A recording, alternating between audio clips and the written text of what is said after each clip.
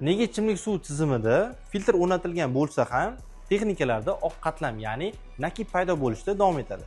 Gap shundaki, oddiy filtrlar suvni tozalab beradi, lekin yumshatmaydi. Natijada suv ichidagi qattiq tuzlar saqlanib qoladi va vaqt o'tishi bilan texnikalarda turli xil nakiblar hosil bo'ladi. Bugungi videomizda esa suvni nafaqat tozalab, balki yumshatib bera oluvchi filtr haqida gaplashamiz.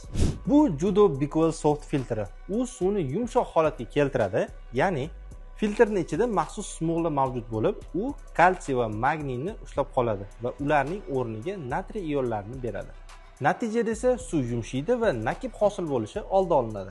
Filtrdagi yana bir muhim jihat regeneratsiya tizimi borligi. Bu funksiya orqali filtr o'zini o'zi tozalaydi va doim bir xil samaradorlikda ishlaydi. Bu degani, filtrimiz yordamida suv o'zini sifatini yo'qotmagan holda yuqori darajada yumshaydi. Texnikalarimiz esa himoyalanadi va uzoq muddat xizmat ko'rsatadi. Bu filtrlarimizning ikki xil varianti mavjud: soft 40 va soft 100. Soft 40 1,5 tonna suv uchun, soft 100 esa 2,5 tonna suv uchun mo'ljallangan. Farqi shundaki, soft 100imizda ko'proq suvni qayta ishlab bera oladi. Agar sizga ortiqcha funksiyalarsiz, suvni sifatli yumshatib beruvchi ishonchli filtrlar kerak bo'lsa, Judo Bickwell Soft aynan siz uchun.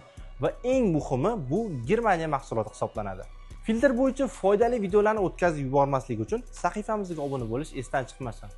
O'zingizlarning fikr va savollaringizni izohlarda yozib qoldirsanglar bo'ladi. Keyingi videomizda yanada kuchliroq boshqa modellar haqida ma'lumot beramiz.